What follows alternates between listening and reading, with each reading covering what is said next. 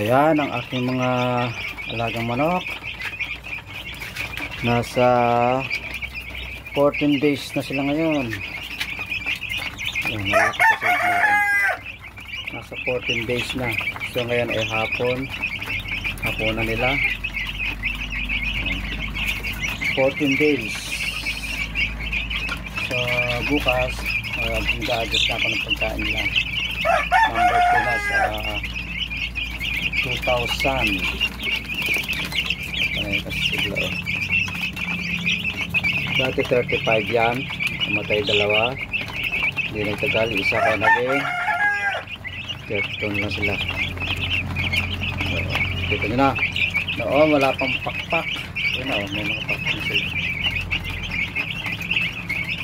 32 pieces. So nasa 14 days ngayon, bukas ay 15 days nila. So mga ilang pa na lang araw. So ang pinapakain ko sa kanila ay bimig 1, nasa susunod ay bimig 2 na. Ayan. So, kita nyo, ang lakas na sila kumain. Kung bakit madilim ngayon ay kasi hapon na, bandang alas 6. Sa alas 6 na ngayon. Magatang hali hapon kakain. Kapag minsan sa gabi kapag maingay sila, ibig sabihin nagugutom. Kaya hindi dapat titirin sa una. So hanggang sa matapos ang 40 days ay kinakailangan sa gana sa pagkain. Okay, so yan.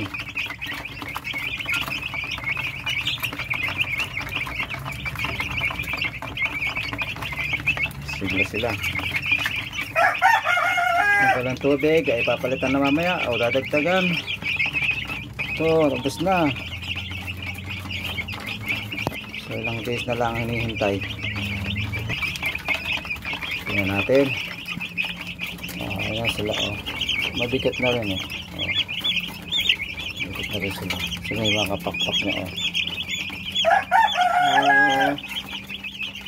dati ang liit-liit kasi parang kahirap buhayin.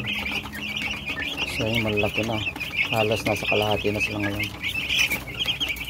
O diba, pag ganyan laga mo masisiyahan ka rin nagkamahal ang manok ngayon, 140 at 1 kilo. Yan sila diba, saan ka pa.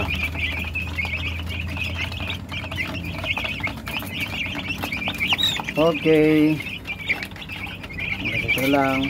Susunod naman bukas ay 15 days nila, mag-a-adjust tayo ng pagkain sa number 2 naman.